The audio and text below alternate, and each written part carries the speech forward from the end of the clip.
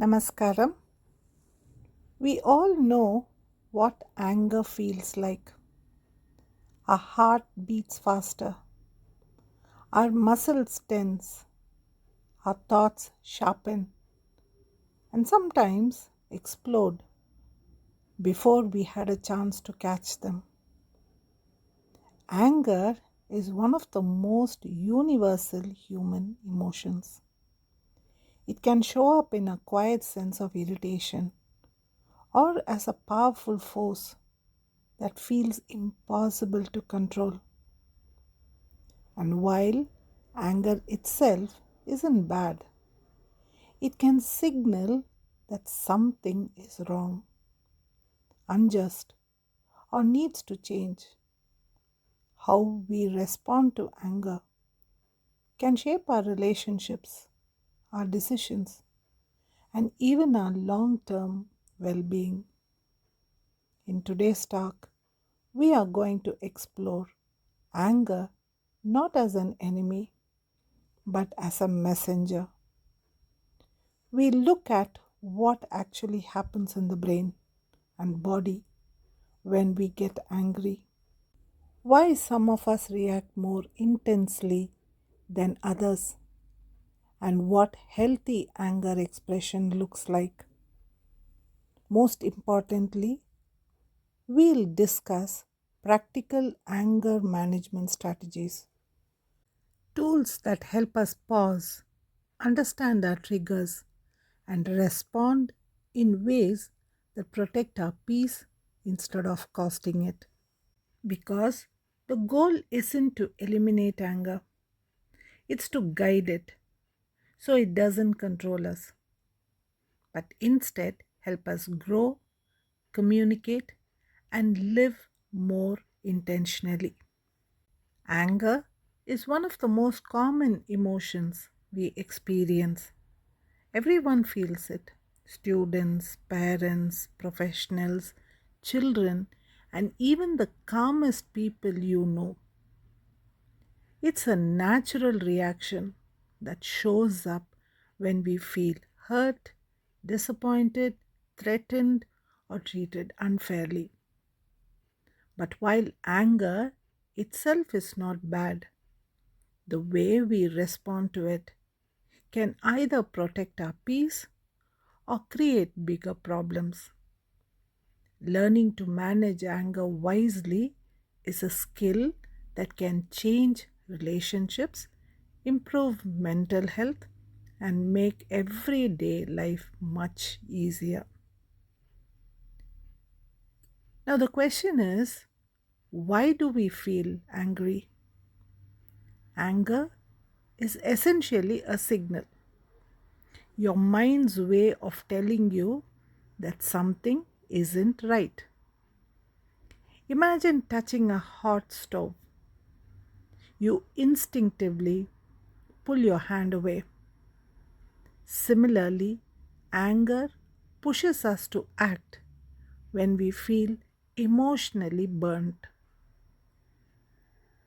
People often think anger only comes from big events like arguments or betrayals, but it can also arise from small daily frustrations: a slow Wi Fi connection, a messy room, traffic, or someone interrupting you. Over time, these little triggers can build up until one small thing makes you explode. Recognizing the source of your anger is the first step in managing it. Sometimes the real issue isn't the thing in front of you, it's accumulated stress, exhaustion, or an unresolved hurt. Now, how does anger affect us?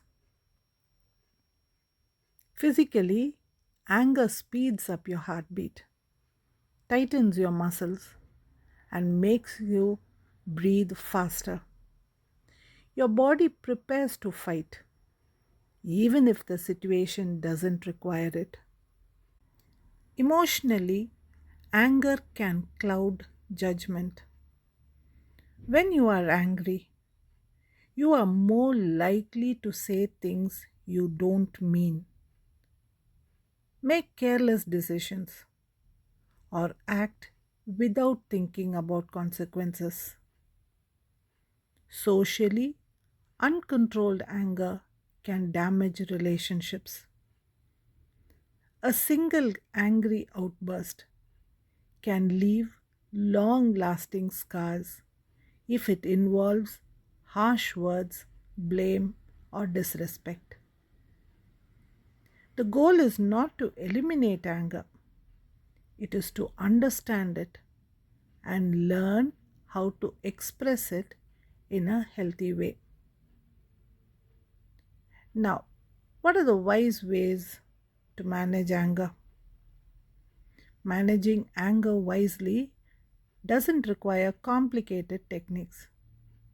It's mostly about slowing down your reactions and giving your mind enough space to think clearly. Number one, pause before you react. The tiny gap between the trigger and your response is where wisdom can grow. When you feel the heat rising, pause, even just for a few seconds. Take a slow breath, look away, say nothing. This small pause can prevent a big regret. Number two, breathe deeply. Deep breathing isn't magic, but it works surprisingly well. Slow breaths signal your brain that the danger has passed, calming your body. Try this simple method. Inhale for 4 seconds. 1, 2, 3, and 4. Hold it for 2. 1, 2. And then exhale for 6 seconds. 1, 2, 3, 4, 5, 6. Do it 3 or 4 times. You will feel the difference. Number 3. Put your feelings into words. Anger becomes explosive when it stays bottled up. Instead of yelling or shutting down, try expressing what you feel and why. Use the I statements. I feel overwhelmed when the room is messy. I get angry when I feel ignored. This helps others to understand without making them defensive. Number 4, identify your triggers. Some triggers are predictable. Certain people, situations, or habits. When you know what sets you off, you can prepare mentally or avoid unnecessary conflicts. For example, if you know you are extra irritable when you're hungry or tired, you can take care of yourself before things escalate. Number 5, take physical breaks. Walking away from a heated moment isn't avoiding the problem, it is protecting the conversation. A short walk, a splash of water on your face, or stepping outside for fresh air can reset your emotional state. Number 6, channel the energy. Anger creates energy, and if you don't direct it wisely, it bursts out as shouting or impulsive actions. Physical activity, running, cleaning, stretching, playing a sport, helps burn that energy in a healthy way. Number 7, practice forgiveness. Forgiveness isn't about approving someone's behavior, it's about freeing yourself from holding on to resentment. Carrying anger around only exhausts you. Letting go doesn't mean forgetting, it means choosing peace over constant tension. Number 8, seek support when needed. Sometimes anger is deeper than daily frustration. It may come from old wounds, trauma, or persistent stress. Getting help is not a sign of weakness, it's a sign of maturity. And my final thoughts would be anger is part of being human. You don't have to be ashamed of it or even try to hide it. What truly matters is how you handle it. When you learn to pause, breathe, express your feelings calmly, and understand your triggers, you can control the fire within you rather than letting it control you. Managing anger wisely isn't about suppressing emotion, it's about choosing peace over impulse, clarity over chaos, and responsibility over reaction.